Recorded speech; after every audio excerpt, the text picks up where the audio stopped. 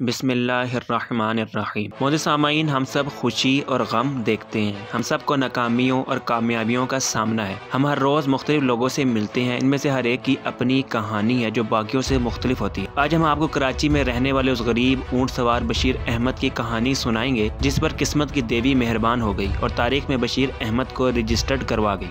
उससे पहले आपसे गुजारिश है कि हमारे चैनल RF वर्ल्ड मिस्ट्रीज़ को सब्सक्राइब और बेल आइकॉन को प्रेस करना मत भूलें। बशीर अहमद, जिसकी ज़िंदगी की कहानी नाकाबिले यकीन है, एक सादा मजाज ऊँट कार ड्राइवर जो पाकिस्तान के शहर कराची में एक जगह से दूसरी जगह सामान पहुंचाकर अपनी ज़िंदगी गुजारता था। साल 1961 में अमेरिका के नायब सदर लिंडन बी जॉनसन ने पाकिस्तान का दौरा किया। इनका मिशन पाकिस्तानी और अमेरिकी अवाम में दोस्ती और भाईचारा पैदा करना था। इस वक्त पाकिस्तान का दारुल हुकूमत कराची हुआ करता था। वो और इनका काफिला सदारती ऐवान की तरफ जाने वाली मरकजी सड़क से गुजर रहा था और सड़क के दोनों इतराफ लोगों का हजूम लगा हुआ था और लोग दूर दूर खड़े हाथ हिला रहे थे जैसे दूर से आए मेहमान को खुशामदीद कह रहे हों। बशीर अहमद भी इनमें शामिल था। ये शख्स अपनी ऊँट गाड़ी के साथ खड़े होकर तालियां बजा रहा था और बहुत खुश दिखाई देता था। जब अमेरिकी नायब सदर लिंडन बी जॉनसन की नज़र उसकी तरफ पड़ी तो उसको बशीर अहमद दिल की गहराइयों में उतरता महसूस हुआ। सदर जॉनसन को ये मंजर बहुत दिलचस्प लगा। उससे रहा नहीं गया और उसने अपनी कार रोकने और बशीर अहमद को पास बुलाने का कहा।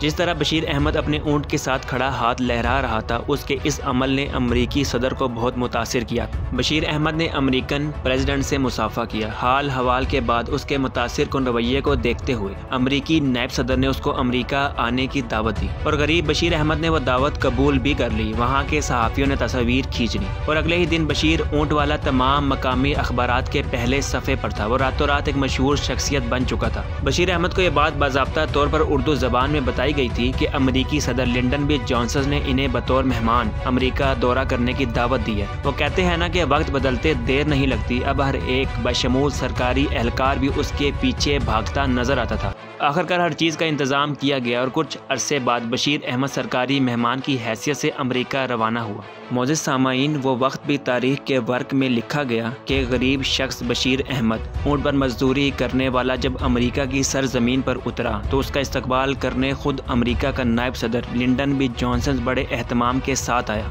और बड़ी इज्जत के साथ उसको रिसीव किया गया। एक हफ्ते के क़याम में बशीर अहमद को टेक्सास में जॉनसन के निजी खेत भी दिखाए गए।